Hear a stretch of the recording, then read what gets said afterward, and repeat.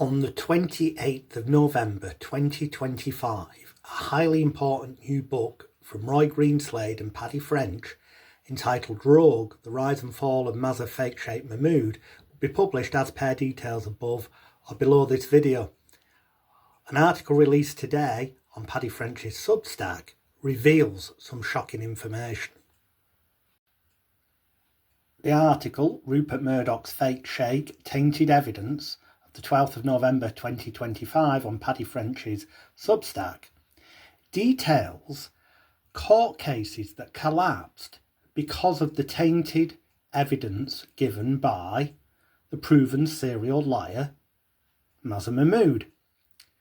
Now, I was aware that a 1992 news article in the News of the World led to a 1994 trial that collapsed because I've seen the documents where the police and the Crown Prosecution Service clearly stated to each other that they could not and should not ever rely upon Mazher Mahmood as a witness of truth in any further proceedings. Which really begs the question, why did they then go on in 1992 to take Jackie Oliver to court, a case that collapsed for inadmissible legal reasons, reasons that have never been made public? Or in 1994, I've also just discovered about Anthony Calder and Tony Hassan, a fake cash ring. Interestingly enough, the News of the World was later fined £50,000 for contempt of court in this case, which collapsed. Again, never disclosed to me or other victims by the police or CPS. A 1998 court case involving a Bradford schoolboy collapsed. And again, never disclosed to me or other victims. All of those, number 1 to 4, happened before my trial was due to start in early 1999 and were never disclosed to me in advance, as should have been the case. Following my trial, literally the following month, in April 1999, Rodri Giggs' case collapsed because they couldn't rely on the recorded conversations.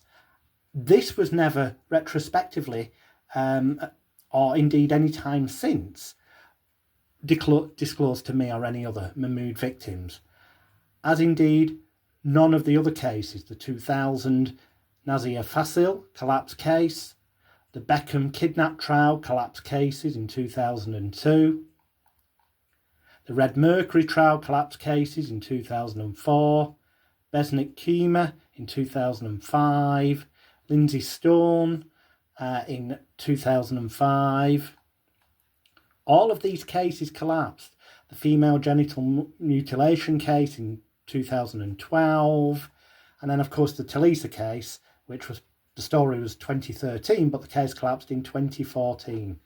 None of these were ever disclosed to me or any of the other victims of this serial liar.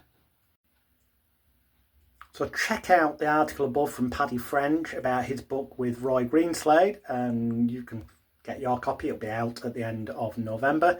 And also check out my site, circusofthemind.net, which gives full details of my experiences of being a victim of the proven phone hacker, even though we denied such at Leveson and at various other occasions, Mazher Mahmood, who also drugged people's drinks, fabricated evidence, and used techniques that were wholly unlawful and often completely illegal because he had no public interest journalism defence.